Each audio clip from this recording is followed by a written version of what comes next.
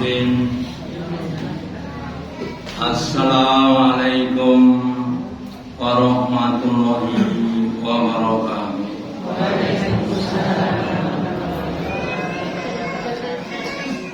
Alhamdulillahilladzi an'amana bi nikmatil imani wal islam. Asyhadu an la ilaha illallah wahdahu la syarika lah wa asyhadu anna Muhammadan abduhu wa rasuluhu la nabiyya wa la rasula ba'da. Allahumma sholli ala Muhammad wa ala ali Muhammad kama sholaita ala ali Ibrahim innaka Hamidum Majid wa barik ala Muhammad wa ala ali Muhammad kama barakta ala ali Ibrahim innaka Hamidum Majid. Qala Allahu ta'ala fi kitabil karim, a'udzu billahi minasy syaithanir rajim. Ya ayyuhalladzina amanu ittaqullaha haqqa tuqatih wa la tamutunna illa wa antum muslimun.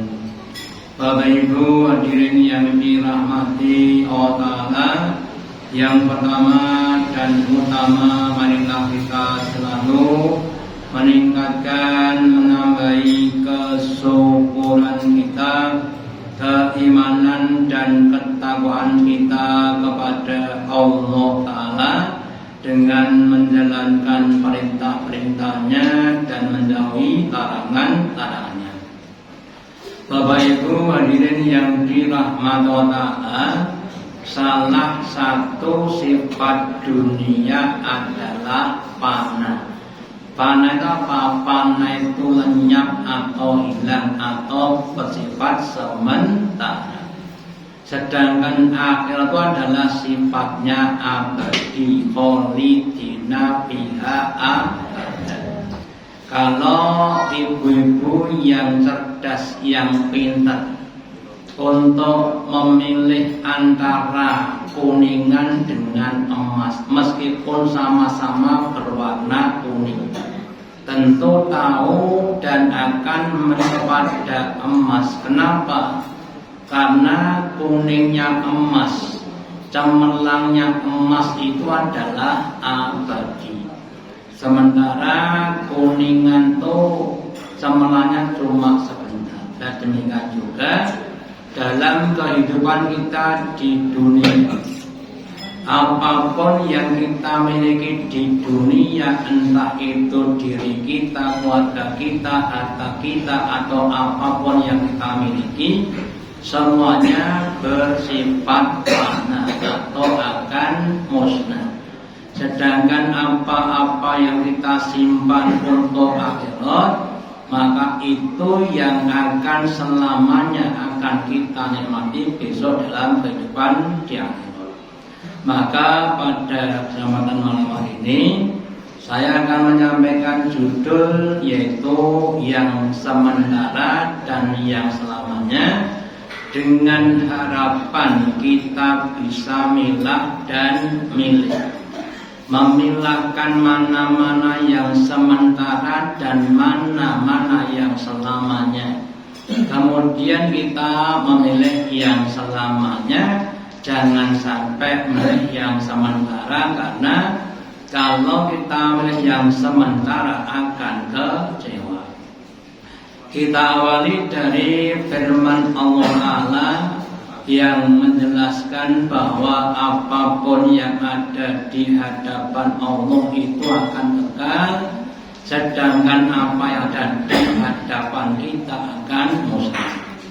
Berdasarkan pada firman Allah Ta'ala di surat An-Nahl, surat yang ke-16 ayat yang ke-96, Allah berfirman, Wahai manusia, ma intakum yang pamu, apapun yang ada di sisi kamu yang kau miliki, entah itu rumah kamu, motor kamu, kendaraan kamu, anak istrimu, hartamu, uangmu, yang pandu akan musnah, akan hilang.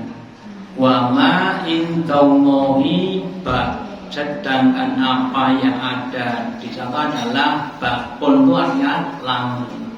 Pahala sholatmu, pahala sedekahmu, pahala puasamu akan kekal di hadapan Allah. Wala nadhiyannal ladzina sabaru, dengan adanya yang kekal dan yang sementara, kemudian Allah akan menguji kepada kita manusia tentang kesabarannya. Diberikan yang sementara tapi di depan, dengan yang langgeng tapi di belakang, pilih mana?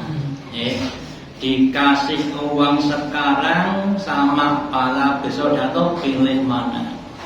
Secara umum orang akan pengen yang segera, apalagi yang kelihatan. Maka kita sebagai orang beriman sekali lagi harus berusaha untuk memilih yang abadi meskipun di belakang.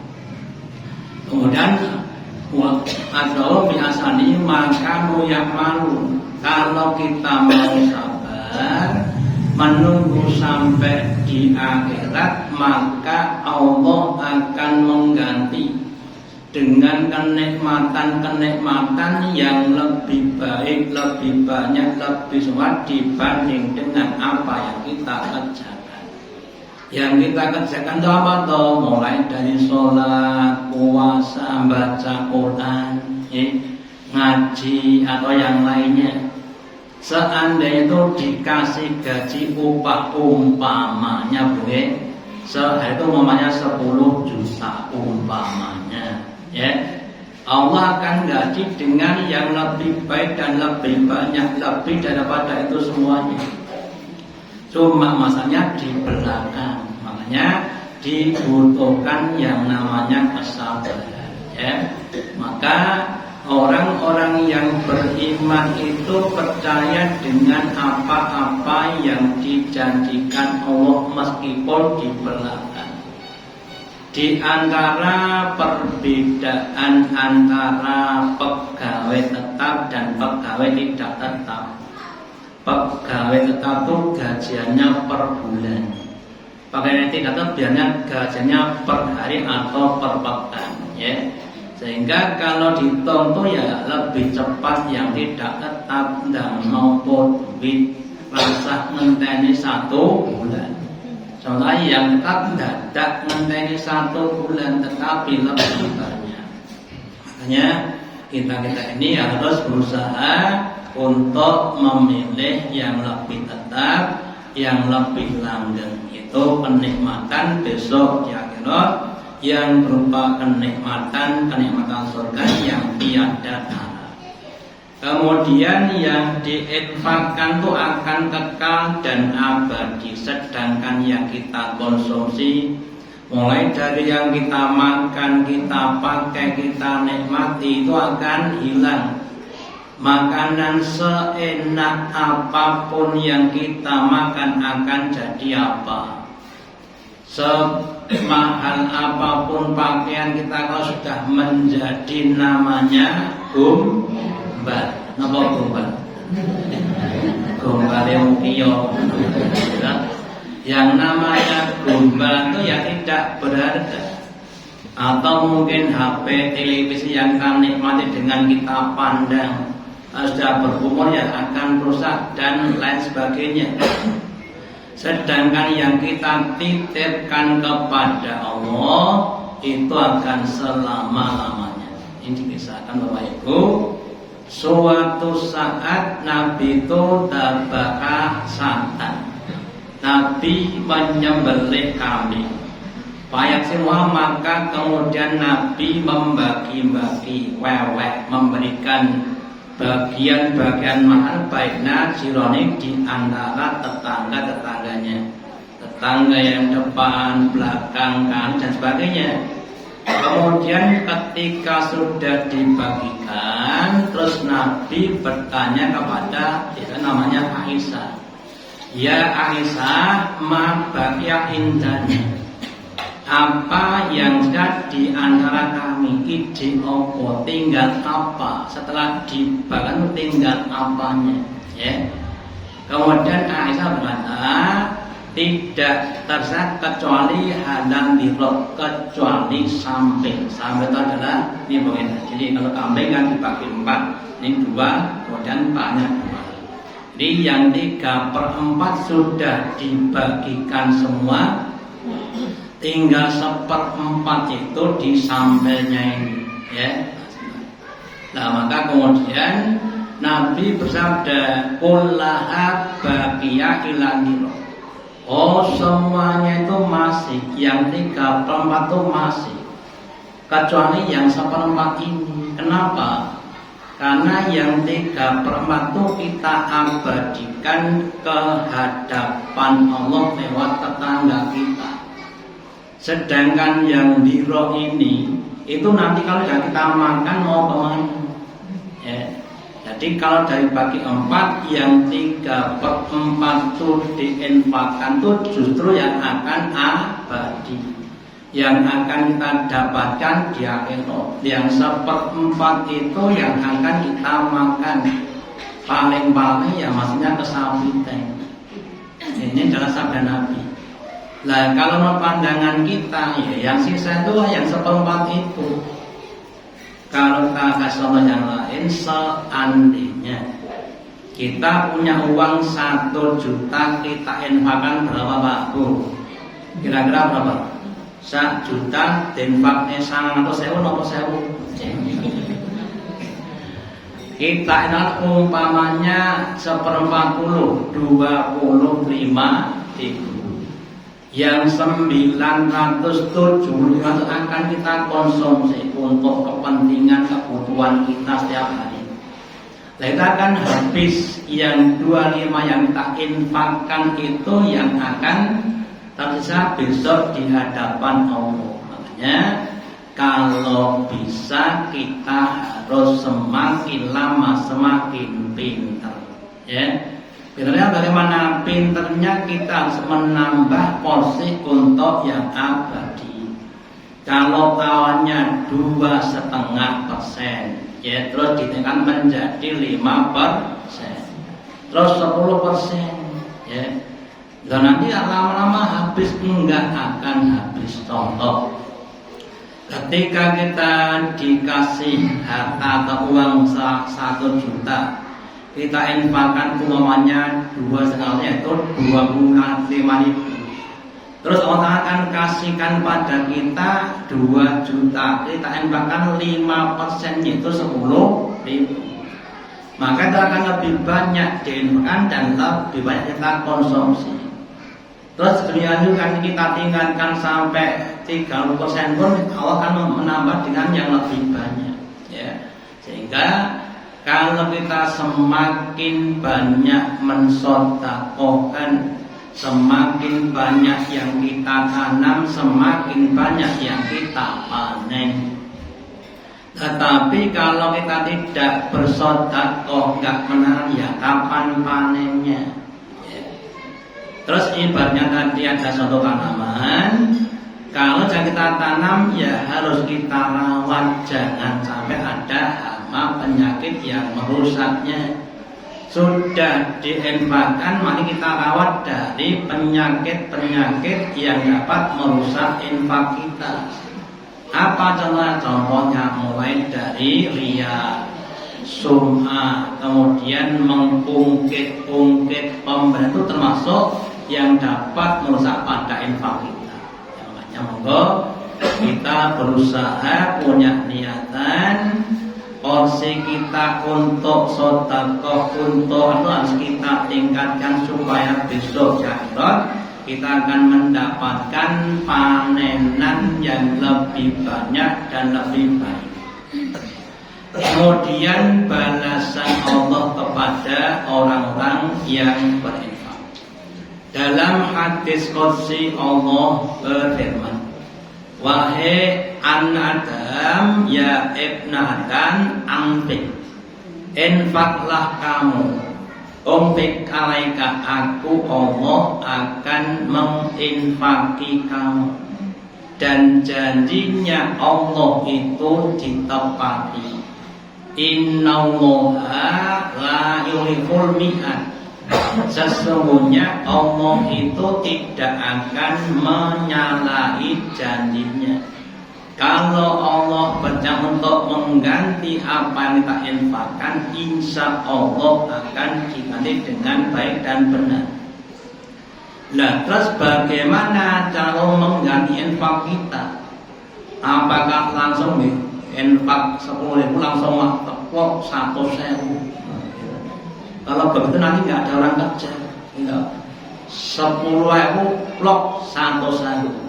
Lah bagaimana plok tiba 100 ping 10? Sampai ra kerja nggih. Onak ingkake dong gawe dewi-dewi. Lah caranya Allah akan membuka pintu-pintu rezeki yang selama ini kita masih tertutup. Atau mendekatkan rezeki kita, memudahkan sehingga tidak usah payah-payah. Rezeki akan datang sendiri. Sebagaimana dulu saya sampaikan, ada seorang ulama yang berdoa begini, Allahumma zubna kama tarzukul buhur, yang artinya, ya Allah, berilah rezeki kepada kami sebagaimana Engkau berikan rezeki kepada buhur. Buhur itu anak gagak. Anak gagak itu kan burung yang warna bulunya apa? Hitam. Tapi kalau dia beranak netes itu warnanya putih. Sehingga induknya itu mengingkari. Dosa hitam kok anak putih ke anak sopo. Maka dia kemudian pergi, ya nggak mau merawat. Lah Allah keluarkan dari badannya buah itu aroma yang kemudian serangga itu kemudian datang kepadanya, ya datang kemudian dipukuli, ya. Dan itu namanya rezeki itu datang sendiri, buahnya nggak kemana-mana. Yang makan itu datang sendiri, gitu, ya. Nah, ulama tadi berdoa supaya rezeki itu datang sendiri. Dengan apa? Ya tadi dengan kita banyak-banyak beramal. Jadi insya Allah kalau kita banyak beramal, utamanya sedekah atau yang lainnya, rezeki akan didatangkan dengan mudah. Itulah cara Allah untuk membalas kepada orang-orang yang infak. Terus mungkin jika selain itu juga bersabda bahwa sampai disumpah wallahi, demi Allah tidaklah harta berkurang karena disedekahkan. Jadi sampai diberi sumpah tidak akan harta berkurang disedekahkan. Bal yazdat, bahkan akan tambah, semakin lama jumlah akan semakin tambah. Orang yang rajin sedekah itu harta bukan berkurang, bukan bangkrut, bukan pahit, tapi akan tambah dan tambah. Ya, makanya kita harus yakin dengan sedekah kita, insya Allah harta kita semakin suci, semakin bisa berkembang sehingga kita akan semakin mudah dalam hidup dan di dunia ini. Sebaliknya, kalau kita maaf saja masih punya penyakit, apa penyakitnya? Penyakit pelit medit bin udin. Nah, apalagi ditambah wis pelit medit udin jelap sisan. Itu berarti kan sudah mayat tentunya. Kemudian berapa kali Allah akan balas kebaikan kita? Kebaikan yang kita lakukan itu akan dibalas minimal paling sedikit itu 10 kali dari apa yang kita lakukan. sampai tak terhingga, sampai banyak sekali. Maka dalam sebuah hadisnya Nabi bersabda, Innallaha katabal hasanati wassayi'ati. Sesungguhnya Allah Ta'ala itu akan mencatat semua perbuatan manusia, entah itu yang baik maupun yang buruk. Terus diterangkan bagaimana cara nyatatnya. Cara nyatanya adalah paman hama bi hasanati. Barang siapa yang dia sudah berniat dengan sungguh-sungguh untuk berbuat kebaikan, wah nanti ngaji saya akan infak 10.000, ya niat betul. Tapi walam yakmal, kemudian tidak mengamalkan, uangnya ketinggalan di rumah asdo infak. Ya, kata bahwa intahu kalan kamilatan, maka Allah tetap menulis satu kebaikan yang sempurna, tetap ditulis meskipun tidak diamalkan, tapi sudah berniat dengan sungguh-sungguh. Nanti malam niat sholat malam 11 rakaat 2 jam. Ya, 2 jam sholat rakaat sing diwaca Baqarah. Baqarah depan, tengah sama paling belakang, ya. Kemudian sudah membuat alarm 3 kali, bunyi semuanya, kami semua kali tidur lagi, ya, enggak jadi sholat malam, tapi sudah niat ditulis satu kebaikan. Kemudian fa inna hamma biha wa amilaha, dan seandainya dia sudah niat, kemudian dia betul-betul mengamalkannya, betul-betul infak, betul-betul salat malam, kata bahwa intahu asroh hasanatik, maka Allah mencatat 10 kebaikan, bukan 1 tapi 10. Ila sami'atin diping sampai 700 kali. Infak 1.000 dibalas minimal 10.000 atau 700.000. Ila an-alfin kaitan sampai lipatan yang banyak, entah 1 juta atau data yang lainnya, dibalas seperti itu, ya. Kalau kita ibaratnya seorang investor, orang yang menangkan hartanya, mana ada investasi yang hasil itu 10 atau enggak ada, apalagi itu 100 kali enggak ada, kecuali kalau investasinya di hadapan Allah, ya. Makanya Allah kita harus semakin yakin dengan cara kita lakukan apa yang kita yakini, ya kita infakkan dengan ikhlas. Wa inna hamma bisai'atin, dan sebaliknya seandainya orang itu berniat untuk berbuat keburukan, malam yakmalha, maka enggak jadi mengamalkannya. Nanti malam jaga malam, terus kemudian niatan untuk nyolong pitik. Lah pitik wis didol sing duwe. Dadi nyolong pitik. Nggih. Maka baginya kan tauhid kanatan Allah justru akan mencatat satu kebaikan. Kenapa enggak jadi berbuat buruk? Lah kemudian wa inna hamma biha, dan jika dia niat untuk berbuat tidak baik, kemudian fa'amilah, kemudian dia betul-betul mengamalkannya, ya nyolong pitik tenan, kata Allah lahu sayatan wa kitatan, maka Allah akan mencatat cuma 1 keburukan, tak tanggapannya sempurna, ya.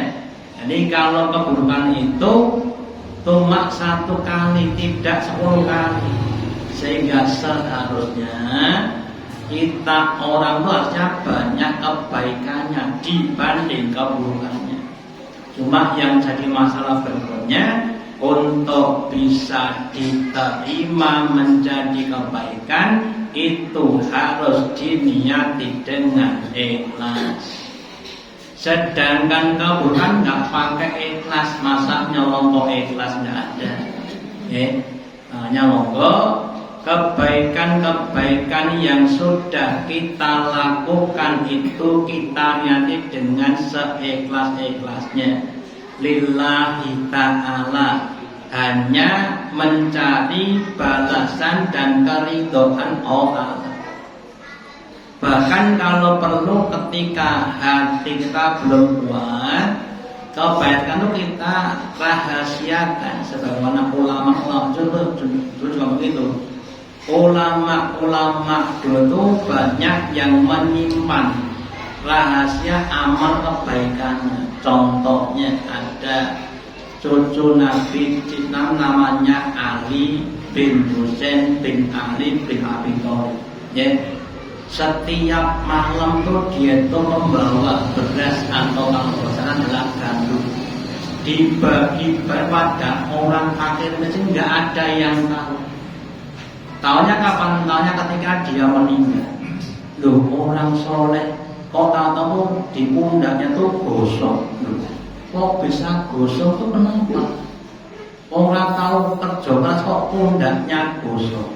Ya, ternyata tiap malam ngangkati gandum. Ketahuannya ketika dia sudah meninggal dunia. Ya, disidem, dirahasiakan supaya menjaga keikhlasan. Yang banyak ngomong sama ya. Berusaha menjaga keikhlasan amal kita sampai kita ketemu di hadapan Allah. Kemudian yang berikutnya, menginfakkan apa yang dia cintai. Saya contohkan ada kisah putri Nabi namanya Fatimah. Fatimah itu punya beberapa pakaian. Kalau dipinjam itu yang dipinjamkan adalah yang paling baik. Itulah Fatimah. Kalau kita seperti Fatimah boleh, alhamdulillah. Nek enten sing nyilih sarung, goleke sarung sing ciptane dhewe nek duwe. Memang soal itu berproses ya. Kalau kita belum tuh ya kita nanti lama-lama kan jadi bisa begitu. Saya sering sampaikan sama anak-anak, yang namanya hal-hal yang susah itu karena kita belum bisa. Supaya bisa ya berlatih. Kita dulu makan juga nggak bisa. Sekarang wonglangan yang lebih itu. Saking pintere mangan. Mati lampu ya sama plek. Mas saking ahli ini ya. Sabar ya susah, kenapa? Belum bisa.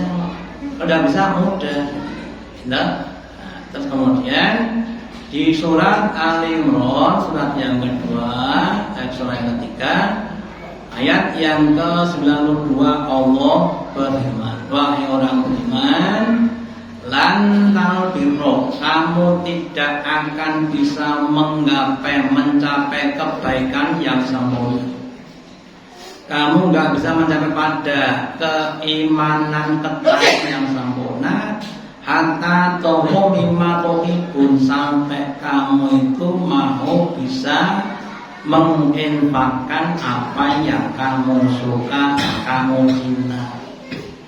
Demi cinta pada Allah kamu rela menginfakkan apapun yang menandai nikmat-nikmat dunia, entah uang kamu atau harta kamu atau yang lainnya. Nah, kalau saya sampai berumah, kamu baru bisa mencapai pada tingkatan yang sempurna. Ya, wa ma tuhibbu sayin, dan apa-apa yang kau inginkan dari segala sesuatu, entah uang, entah barang, entah baju dan sebagainya, fa innallaha bi'al, maka semuanya Allah itu mengetahui, tidaknya tahu dan tahu. Lalu itu sekali lagi, berusahalah untuk kita menginfakkan apa-apa yang kita senangi. Caranya bagaimana? Ya bertahap. Seandainya contoh Kita nyembelih ayam pakai terus sing dinten yang mana? Sing dodo mentok napa sing cakar napa sing sirah? Kelasnya kelas cakar. Kemudian suatu saat naik habis cakar kemudian paha. Habis paha kemudian tepungnya, ya. Dan seterusnya memang perlu bertahap, begitu perlu bertahap. Kalau kita bertahap naik, kemudian kasihkan kemampuan yang lebih tinggi lagi. Naik lagi, dikasih lagi, ya. Tentunya juga begitu. Sampai suatu saat itu kita bisa menginfakkan sesuatu yang paling kita cinta dan kita merasa senang. Bahkan kita mengutamakan kepada orang lain sebagaimana sahabat Ansor, orang-orang Madinah ketika orang-orang Mekah datang hijrah dikasih apa yang dia suka, ya. Termasuk rumah, termasuk kebun itu dikasihkan, bukan beli, dikasih. Kenapa? Yakinnya balasan dari orang itu, ya. Makanya kita lagi jangan sampai kita menginfakkan sesuatu yang seandainya kita diberi kita nggak mau menerima kecuali dengan memejamkan mata, ya. Dikasih ceker itu kira-kira kita menerimanya dengan sukacita atau dengan duka cita? Tak hargai ceker, Mas. Kalau mereka namanya apa? Kikil, ya, kikil kambing, ya. Tapi kalau kunyitnya itu ya nggak masalah, ya. Jadi kalau bisa kita berlatih, semakin kita memuliakan orang, kita akan dimuliakan oleh Allah. Terus apa yang kita infakkan itu akan dibalas Allah, akan mengetahui dan akan memberikan balasan. Satu kisah lagi antara si Qabil dengan si Habil. Sama-sama putra Mbah Nabi Adam. Si Qabil itu yang besar seorang petani, adiknya namanya Habil seorang peternak.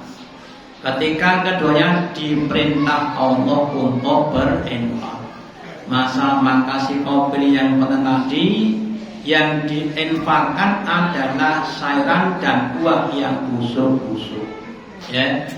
Sedangkan si Habil adiknya seorang peternak yang dia adalah ternak-ternak yang gemuk-gemuk, ya. Kemudian diinfakkan tempatnya Qabil tidak diterima Allah, sedangkan si Habil diterima orang. Pertanyaannya, kira-kira kita seperti siapa? Awak ini kira-kira kados si Qabil apa si Habil? Kalau mungkin seperti si Qabil, maka berubah menjadi si Habil. Berproses, ya. Infaknya meningkat dari 1000, ya. Yang dulu pakai pedang. Gambarnya sultan pakai pedang. Ojo nganggo 1000 medeni sing diinfaki. Dari mateni. Kemudian diganti 2000 dan seterusnya, ya. Sampai nanti pada tingkatan yang lebih tinggi, ya. Kalau kita seperti itu, namanya orang harus berubah menjadi yang lebih baik. Nah, kemudian di surat At-Taubah surat yang ke-9 ayat 24 Allah mengancam kepada kita. Qul, katakanlah wahai Rasulullah kepada orang beriman, wahai orang beriman, in kana abaukum, jika adalah bapak-bapakmu, wa'nakum dan juga anak-anakmu, kawanmu dan juga saudara kamu, wa'nakum dan juga istri atau suami kamu, wa'asiratukum dan juga keluarga besarmu, bapakmu, pakdemu dan sebagainya, wa amwalun ingkatumuha dan juga harta benda yang kau bangga-banggakan, rumahmu, mobilmu, tabungan kamu, wa kau kasada dan juga bisnis yang kau akan pada kerusakannya, dan juga tempat tinggal yang kau ridho padanya itu lebih kau cintai, itu lebih kau tresnani dibanding Allah dan Rasulnya, dan berjalan dengan Allah, maka nantilah sampai datang pada ketetapan Allah. Kita lihat kemarin di mana Pak, di Turki, yang namanya bukan tingkatnya tinggi, langsung ya. Hotel itu kira-kira satu hotel kira-kira harganya berapa triliun. Langsung berarti itu kira-kira jadi berapa rupiah kira-kira, ya.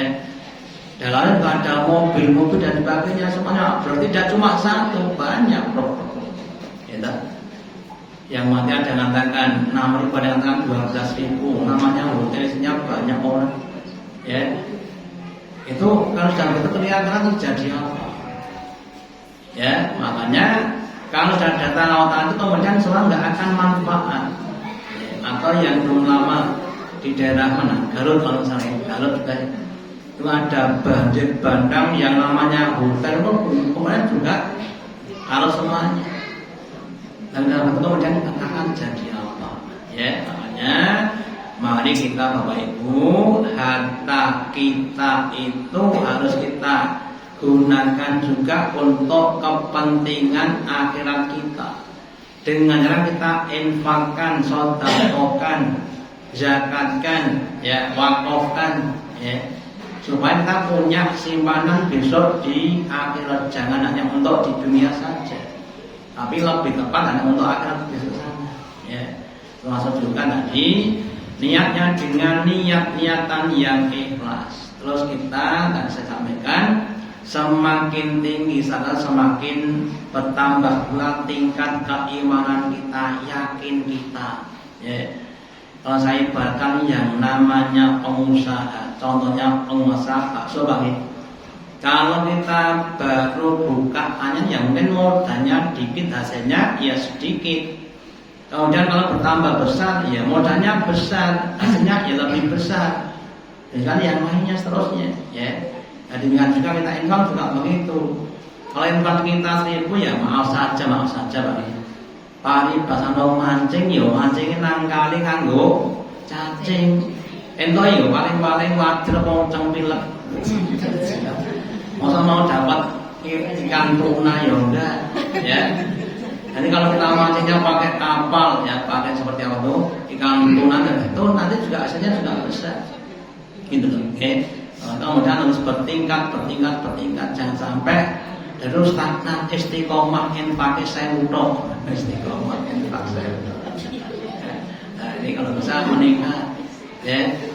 Demikian juga yang lainnya, sholat juga begitu. Musuh sholat istiqomah 12 rakaat tok. Sejak tahun dulu sampai tahun sekarang terus ada peningkatan, ya. Bacaan juga begitu, ngaji juga begitu. Dan cuma ngajinya seminggu pengen kita dulu, pengen kalau mau betul. Oke, harus meningkat. Nah, terus kemudian ada contoh dari sahabat namanya Abu Tolkah.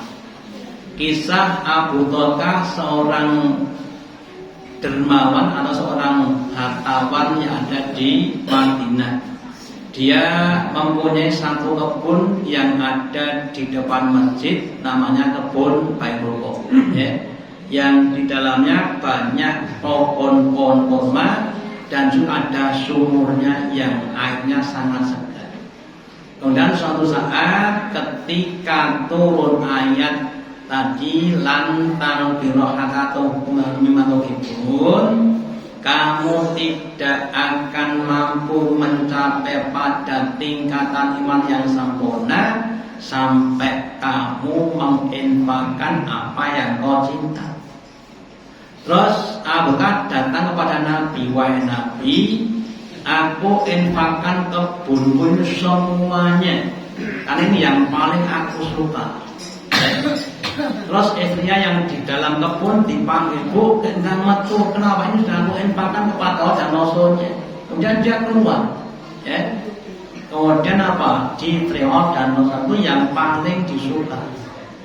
Terus kemudian Nabi diperintahkan untuk dibagi kepada kerabat-kerabatnya dulu. Ini ada contoh tadi Abdullah yang mampu dan mau menginfakkan apa yang kita suka. Nah, makanya kalau kita berproses, orang kan juga akan menata hati kita. Yang mau saja seandainya bagi hati kita ada penyakit namanya penyakit bagi 100% mamanya. Terus kita infakkan 10.000, kita akan berkurang 10%. Terus kita akan berkurang 10% dan sebagainya. Ya.